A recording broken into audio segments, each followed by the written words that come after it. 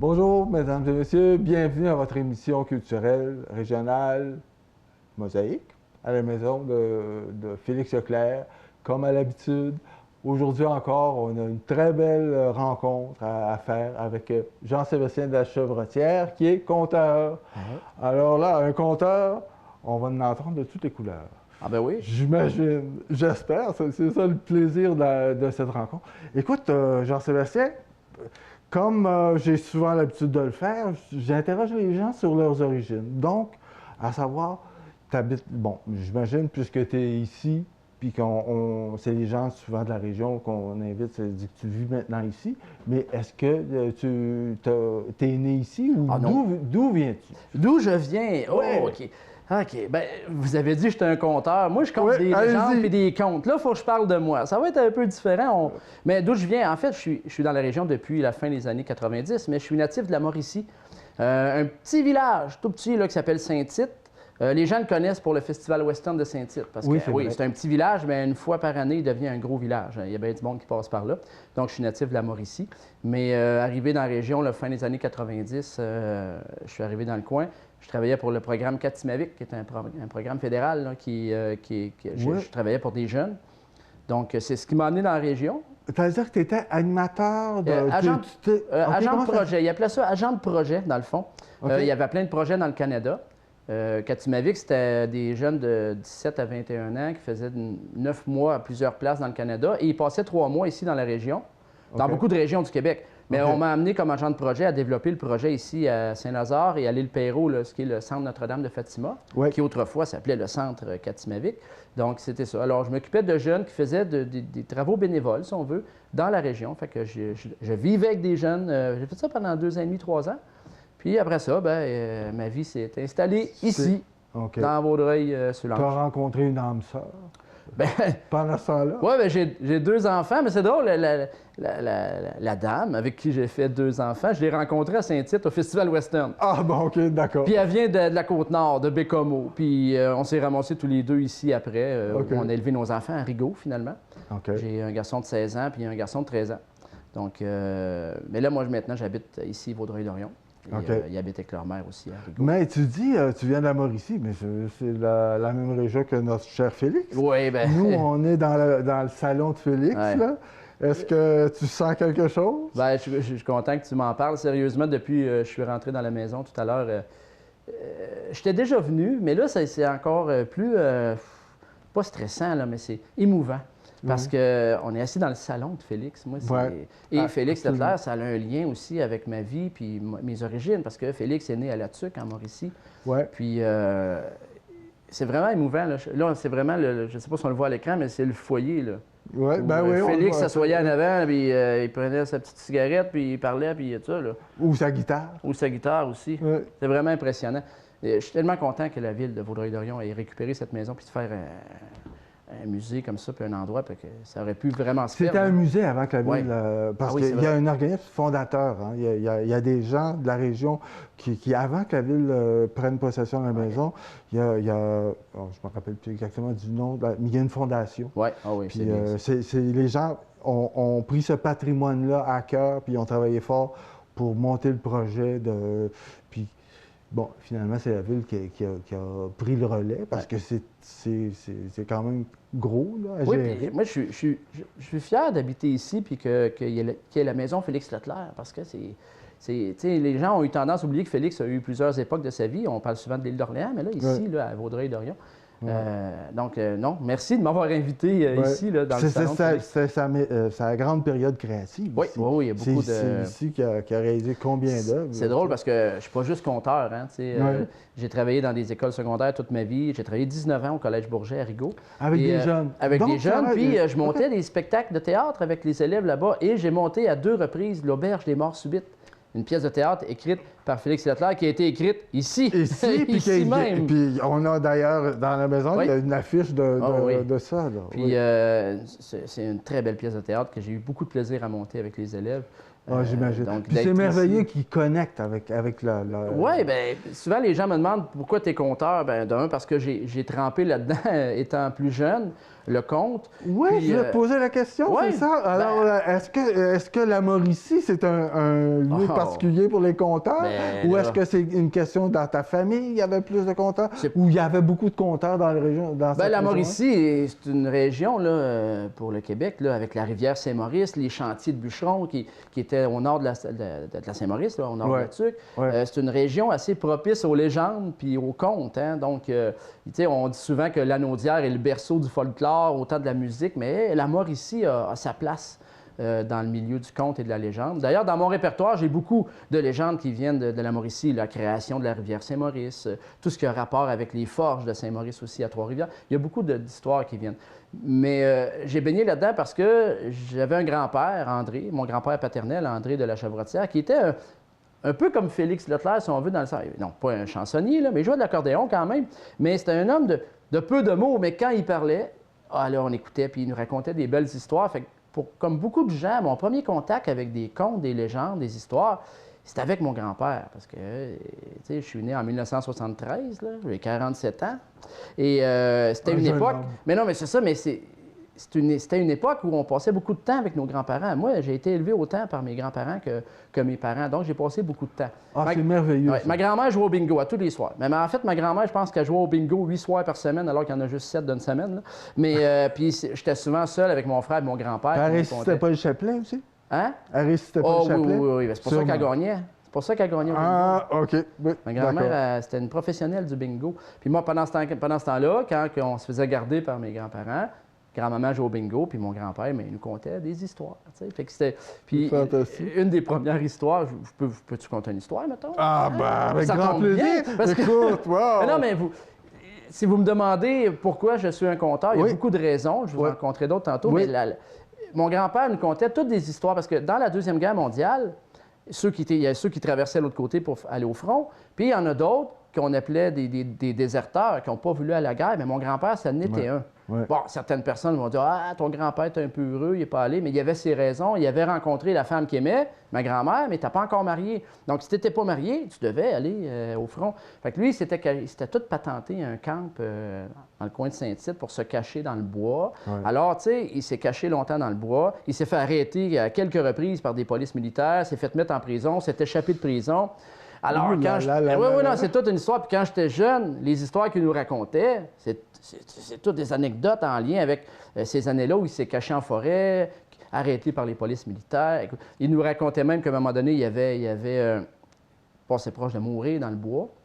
Parce que pour survivre, C'est-à-dire qu'il ne trouvait pas la nourriture. Bien, c'est ça. Mais quand il s'est fait arrêter, là, c'est quand il descendait au village pour aller chercher de la nourriture ou aller voir Émilienne, qui était ma grand-mère. Puis là, ça fait arrêter. Mais après ça, il a compris que c'est la forêt, les lacs qui vont le nourrir. Fait qu'il s'arrangeait lui-même. Fait qu'il nous a toujours raconté qu'à un moment donné, il était en train de cueillir des framboises.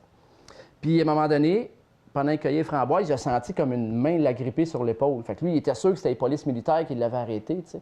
Écoute, j'avais 8 ans, puis il me contait ça. Là. Puis finalement, quand il a voulu agripper la main qui l'agrippait, il s'est rendu compte qu'il y avait du poil sur la main.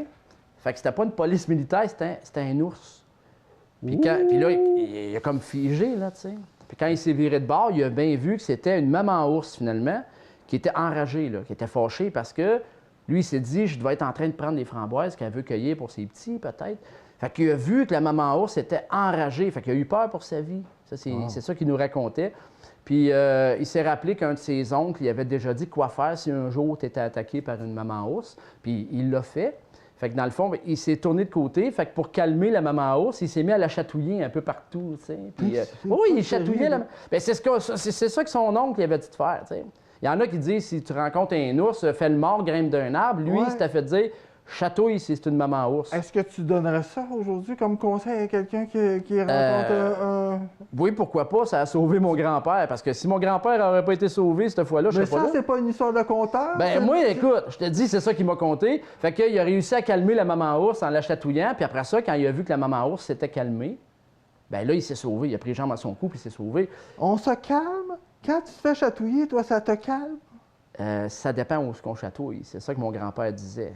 En tout cas. Okay. Mais toujours est-il que ça a marché. Il s'est sauvé. Puis quand il était rendu assez loin, Parce que toute histoire doit avoir un punch. Mon grand-père nous disait, je me suis sauvé. Puis quand j'étais rendu assez loin, je me suis caché en arrière d'un arbre. Puis là, j'ai jeté un petit coup d'œil à l'horizon pour voir si l'ours ne l'avait pas suivi. Puis il a vu comme la maman ours debout sur une roche pas trop loin, qui faisait qui appelait mon grand-père à revenir. Fait que, tu sais, j'imagine qu'elle avait aimé ça. Ouais, fait que, il avait trouvé ça un petit point sensible. Mais mon grand-père, il n'est pas retourné voir la maman ours. La guerre a fini, puis il est allé marier ma grand-mère. Puis, il a préféré Emilienne. Oui, puis il a bien fait. Ça a donné des beaux enfants, puis des beaux arrière-enfants, arrière-petits-fils. Puis petits-fils. De la Chevrotière, ça vient d'où? Parce que là, de là, tu sais, ça fait un petit peu comme... Oui, il y en a qui disent que ça fait péteux de brou, là, mettons. Là. Ouais, mais tu sais, c'est pas de ma faute, il y a une particule en avant de mon nom, ça s'appelle une particule, le comme ça. C'est toute une histoire de seigneurie. Là. Dans le fond, moi, je viens... Mes ancêtres, en fait... de la Chevrotière, ça vient du sieur François Chavigny de la Chevrotière, qui est le deuxième mari d'Éléonore de Grandmaison, qui sont arrivés ici en Nouvelle-France dans les débuts de la colonisation. Éléonore de Grandmaison a eu 4 maris. Oui, c'est ça. Puis moi, je suis descendant du deuxième. En fait, c'était pas de la Chevrotière, c'était sieur François Chavigny. Mais le 4e mari de ma descendante, Éléonore de Grandmaison, était un peu comme la Corriveau. Là. Je ne sais pas si vous connaissez l'histoire de la légende de la Corriveau, que les maris mouraient comme ça. Là. Elle en a eu 4, parce que son 3e mari, ça a l'air qu'il est mort tué par le valet de chambre. En tout cas, ça, c'est une autre histoire. Là. Mais donc, dans le fond, pour faire une histoire courte, c'est que le 4e mari d'Éléonore de Grandmaison était sieur de la Chevrotière. Et en mariant Éléonore, il a adopté les autres enfants qu'il avait eus, donc ils ont porté le titre. Donc, mon ancêtre, à moi, c'est sieur François Chavigny de la Chevrotière.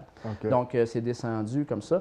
Il y avait la seigneurie entre Québec et Trois-Rivières, ça arrive nord, Deschambault, Grondines, ça vient de là. Il y a encore un moulin, il y a un petit village qui s'appelle la Chevrotière. Elle a aussi habité, mon ancêtre, à l'île d'Orléans aussi. Il y a un autre lien à faire avec Félix Leclerc. Mais c'est un seigneur. C'était la femme. Oui, Éléonore de Grandmaison, là, elle en emmenait large dans la Nouvelle-France. Elle travaillait, elle a vraiment travaillé fort. C'était une femme d'affaires assez incroyable. D'ailleurs, est-ce qu'il y a une biographie de cette femme-là? Oui, si vous tapez Éléonore de Grandmaison sur Internet, vous allez trouver beaucoup de choses. Et moi, qui est un amateur de bière, de microbrasserie, à l'île d'Orléans, il y a une microbrasserie qui a fait une bière à son honneur, la Éléonore de Grandmaison, qui est une bière brune et robuste, parce qu'il paraît qu'elle était assez robuste. La Éléonore de Grandmaison. Donc, c'est là que ça vient de la Chevrotière. Donc, oui, on a beaucoup de... Il n'y a pas beaucoup de la Chevrotière parce qu'ils ont eu plus de filles que de gars. Ça te scrape une lignée, ça, là, quand tu as plus de filles que de gars. Donc, c'est pour ça qu'il n'y en a pas des tonnes de la Chevrotière. Donc, en gros, c'est ça, là. En fait, ça ne scrape pas la lignée, ça scrape le nom. C'est tout. Oui, c'est ça. Parce que la lignée est toujours là, mais, quand même. Mais le nom finit par assez tard. Mais comme j'adore l'histoire, puis j'ai fouillé beaucoup sur mes ancêtres, il y a de la Chevrotière, du côté de mes arrière-grands-pères qui ont colonisé l'Abitibi quand on a vraiment développé le Nord. Notre-Dame du Nord, qui est près de la frontière ontarienne. Mais tu sais, les colonisateurs, c'est pareil comme le père de Félix. Tu as vu le film sur Félix? C'est tellement merveilleux. Oui, c'est incroyable, ce film-là. Ah oui. Donc, d'être maniaque d'histoire puis de folklore, c'est ce qui m'a amené vers le conte. À l'école secondaire, moi, c'est tout ce qui est l'histoire de la chasse-galerie. Ça m'avait impressionné aussi parce qu'en français, dans le programme autrefois, dans ce temps-là, puis il l'a encore, parce que je travaille dans une école, je me suis informé, puis il y a encore dans le programme de français en secondaire 3, et merci le gouvernement de garder ça, parce que si le gouvernement enlève ça, ils vont entendre parler de moi. C'est dans le programme, le folklore, la littérature orale, les légendes, les contes, les élèves apprennent ça. Puis c'est important. C'est important, c'est la tradition. J'ai d'ailleurs tourné une capsule cette semaine pour des élèves de secondaire 3 du Collège Beaubois, où je travaille, pour parler de la chasse-galerie, puis d'Honoré Beaugrand, puis les contes de Louis Fréchette. Donc, ils voient ça, puis Dieu merci. Je vais te poser... regarde, c'est intéressant que tu me parles de ça, parce que je vais te parler... Tu sais, il y a des conteurs qui écrivent leurs contes. C'est des créateurs littéraires en même temps que c'est des conteurs. Puis il y en a d'autres qui s'inspirent de la tradition. Puis il y en a d'autres c'est d'autres auteurs qui leur fournissent les textes. Alors toi, tu te trouves... T'es quelqu'un tes sources, c'est la tradition. Oui. Je ne sais pas écrire, j'ai le syndrome de la page blanche qu'on appelle. Hein, celui-là. Je sais pas, tu sais, si on compare, mettons, Fred Pellerin, qui j'avoue un respect à Fred Pellerin, parce qu'en plus d'être un excellent conteur, un maître. Il vient, lui aussi, de la Mauricie. C'est aussi sa plume. La plume de Fred Pellerin, c'était quoi? J'ai pas ça. J'ai beau essayer, je ne l'aurai jamais, puis je ne veux pas l'avoir. C'est ça. Chacun son domaine. Mais il y a autant de conteurs que de contes. Ça, c'est Michel Faubert, un autre conteur que j'adore, qui avait dit ça. Il y a autant de conteurs que de contes pour les raconter. Puis c'est ça qui est la beauté de la chose. Puis tu peux prendre la même histoire racontée par 15 conteurs différents. Elle n'aura pas la même couleur du tout. C'est ça qui est le fun. Dans la légende, chacun rajoute. D'ailleurs, la différence entre un conte et une légende, un conte, c'est fantastique, ça a été écrit, mais une légende, ça part d'un fait de vérité tout le temps, puis c'est le bouche à oreille, ça s'est raconté, tout ça. C'est ce que j'aime là-dedans. Puis, au secondaire, j'adorais ça.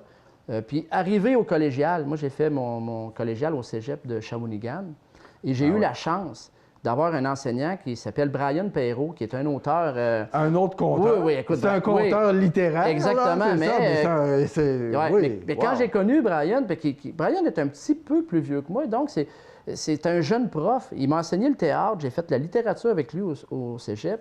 J'ai fait des projets artistiques incroyables avec Brian. Puis allé jouer lui, là, il tripait déjà sur les contes et légendes, bien avant d'écrire Amos d'Aragon, puis toutes ces affaires-là. Puis, je me souviens, au cégep, il avait écrit... on avait pris des contes et légendes du Québec qu'on a transformés en petites scènes théâtrales. On avait joué ça avec aucun décor. On avait toutes des chemises carottées rouge et noir. Comme nous aujourd'hui. Oui, un coffre. On avait un coffre et des rames de canot. Et la mise en scène, c'était ça. Nos rames de canot se transformaient en n'importe quoi. On avait un totem dans une légende, bien, les rames de canot faisaient le totem.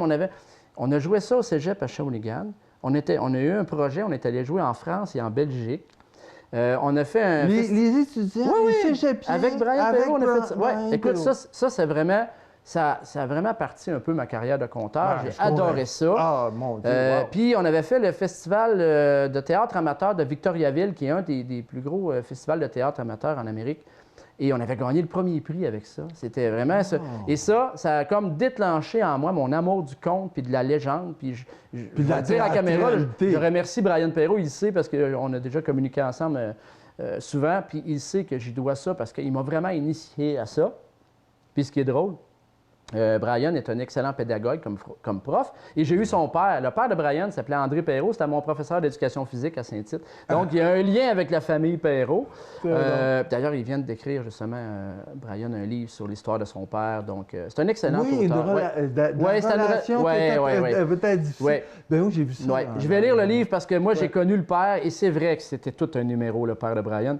Donc, c'est ça. Mais oui, merci, Brian, pour tout ça parce que ça a été un élément déclencheur. Et l'été, on était en vacances, nous autres, au cégep, il faut se trouver du travail d'été. Oui.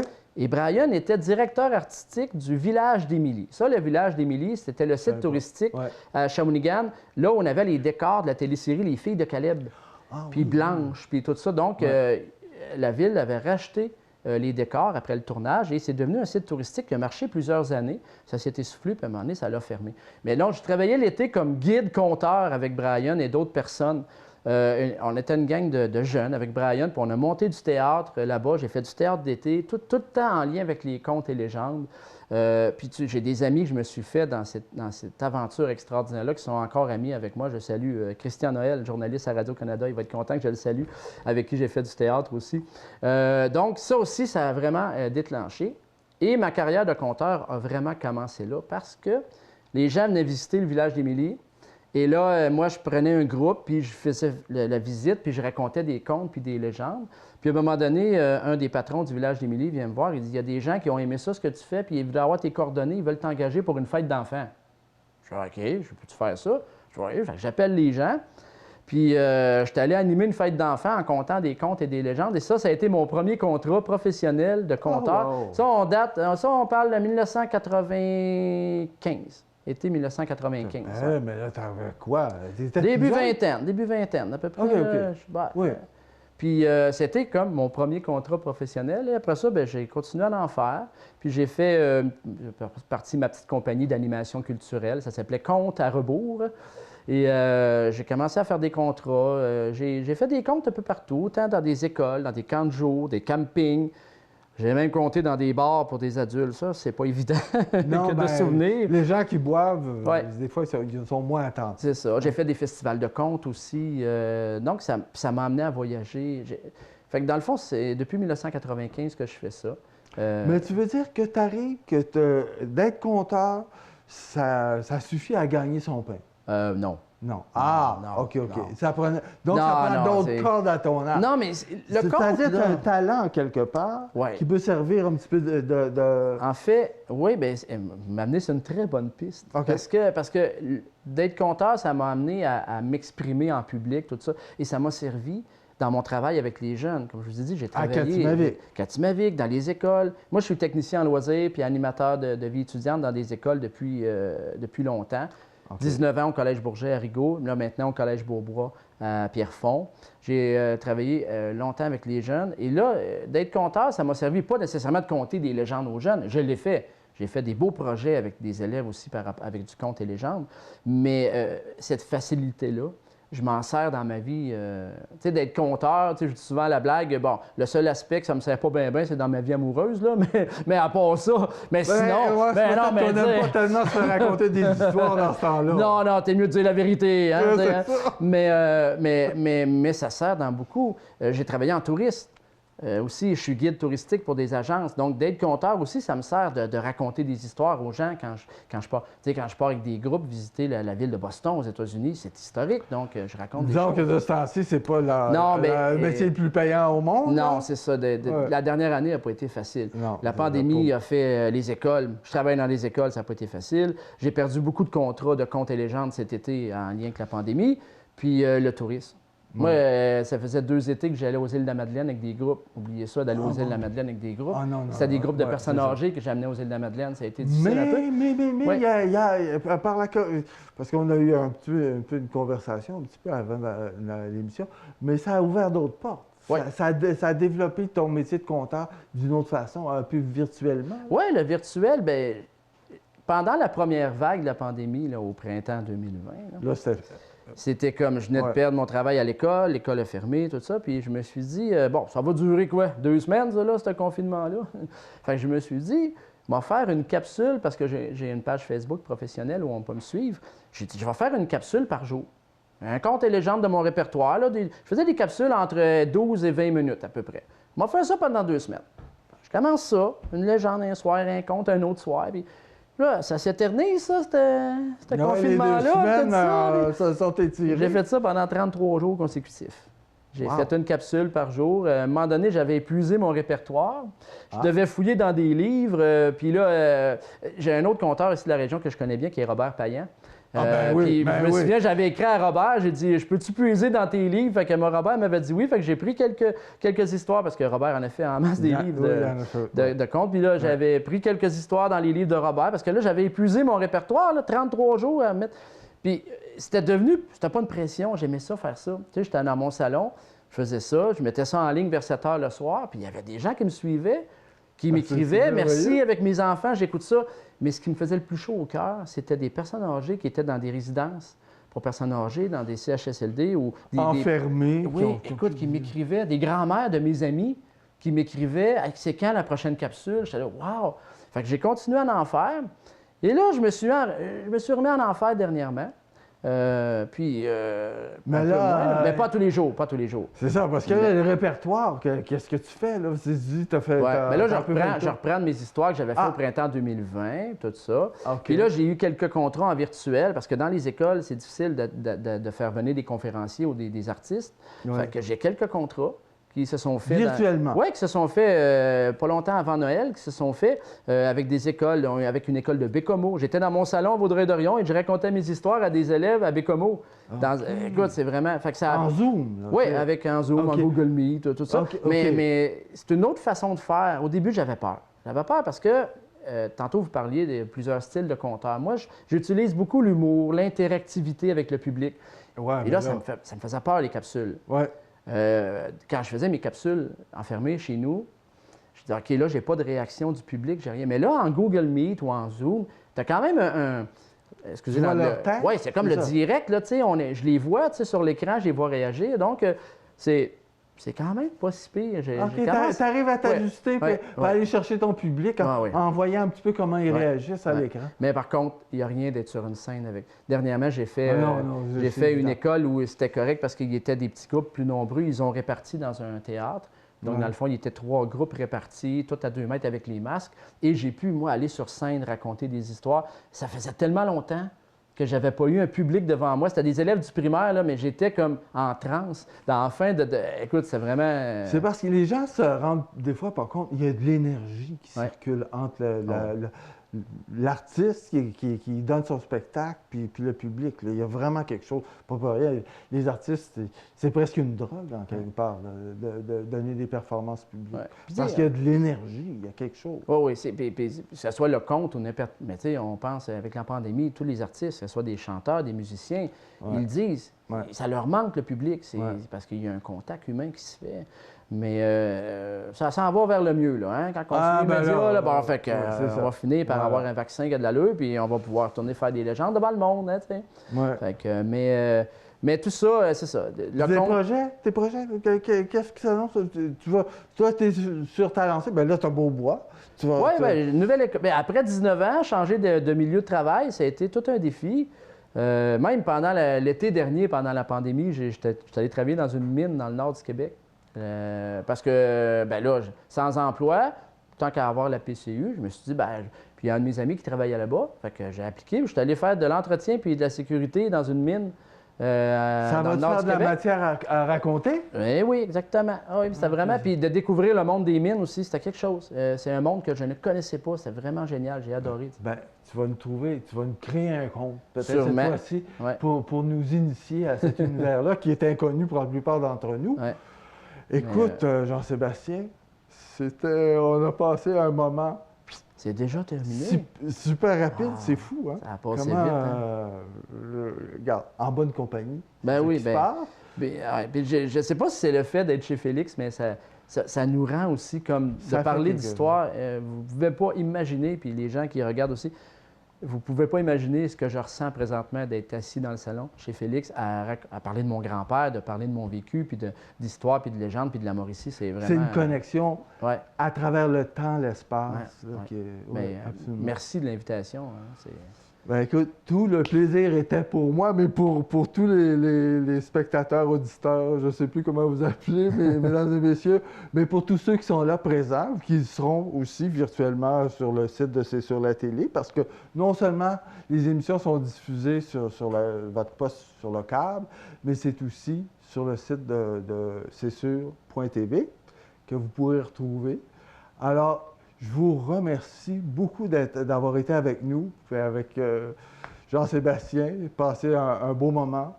Puis je vous invite à venir vous joindre à nous la semaine prochaine pour une nouvelle superbe rencontre. Vous savez comment ça se passe, comment c'est merveilleux. Alors, à très bientôt donc. On continue à